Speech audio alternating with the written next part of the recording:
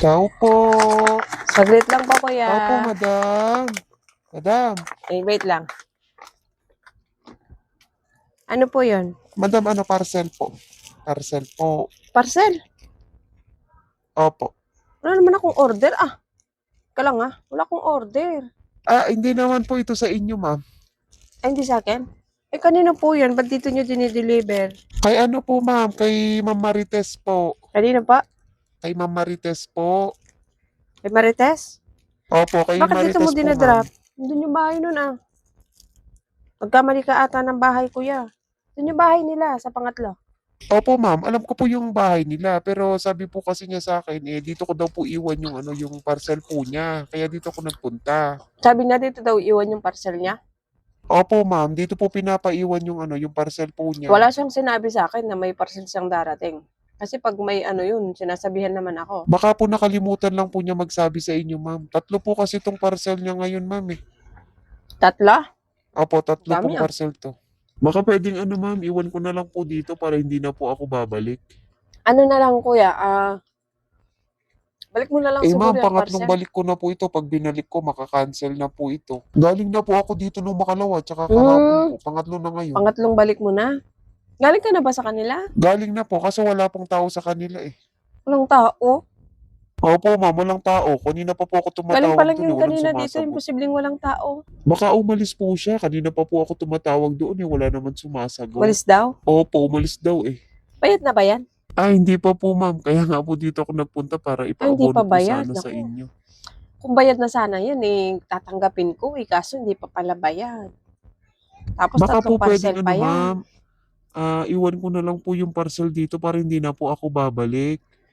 O tapos? Iwan ko na lang po dito para sa inyo na lang po kunin ni Dito Ma'am mo Marites. iiwan. Sige, pwede mo namang iwan dito kung basta Pwede ba yung iwan kahit walang bayad?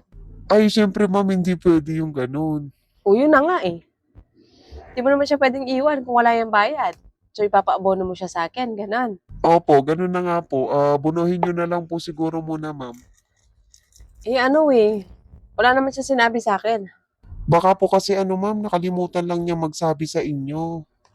Abunuhin nyo na lang po, ma'am, para makauwi na po ako. Huling Hindi parcel na pwede. po kasi ito Kasi ako nag-aabono ng Shopee dito Gusto mo, balik mo na lang yan. O kaya, balikan mo na lang siya. Pag andyan na. Pangatlong attempt na po ito, ma'am. Pag binalik ko po ito, makakancel na po yung order niya. Kaya anong gagawin ko? Alangan naman i-receive ko yan. Wala naman siya sinabi sa akin. Magkano ba yan? Bali, itong 3 po, lahat po 1893 po. 1893? Opo, ma'am. 1893 po. Yung 3 na po. Diyos ko. Laki ng parcel niya. Laki, mahal. Opo, 3 po kasi itong order niya, ma'am. Kaya 1893 Tapos po. pangatlong balik mo na, wala pa rin. Hindi pa rin kinukuha. May tao dyan kanina Imposibleng walang tao Kakabili lang niya kanina. Baka nga po umalis siya kasi kanina pa ako tumatawag doon, ma'am. Wala naman sumasagot sa bahay nila. Wala. Hindi ko naman pwedeng abonohin yan, kuya. Hindi ako nag-aabono ng parcel dito. Balik mo na lang. Ibabalik ko na lang po, ma'am. Balik mo na lang sa seller Wala Di naman siya nag-iwan ng pambayad dito. Wala ka naman aabonohin ko. Tsaka, hindi ko aabonohin yan kahit sabihin niyang abonohin ko. May utang nga siya dito Di pa nga nagpabayad. Abonohin ko pa yan. Yung utang nga niya na 330, nahihirapan magbayad. Diyan pa kaya 1.8. Diyos ko. Balik mo na lang, kuya. Sige po, ma'am. Pasensya na po, ma'am. Sige po. Sige, ma'am. Salamat po. Thank you. Pasensya na, kuya, ha? Hindi kasi ako nag-aabono pag ganyan. Hindi, okay lang po, ma'am. Sige po. A few moments later. Hay be! Yes, te. Bakit naman hindi mo ni-receive yung mga parcel ko na dumating? Bumalik tuloy sa seller yung mga order ko. Ba't Ba't di ko mo naman ni-receive? i-receive? Dito na nga nagpunta yung rider kanina, hindi mo pa ni-receive yung mga parcel ko. Di sana hindi nabalik sa seller yung mga order ko. Gagamitin ko pa pinabalik naman ko talaga. Pinabalik ko talaga sa seller yung order mo. Abay, alam mong may order ka tapos wala ka sa bahay. May pinuntahan kasi ako kaya ako May umalis ng pinuntahan? bahay.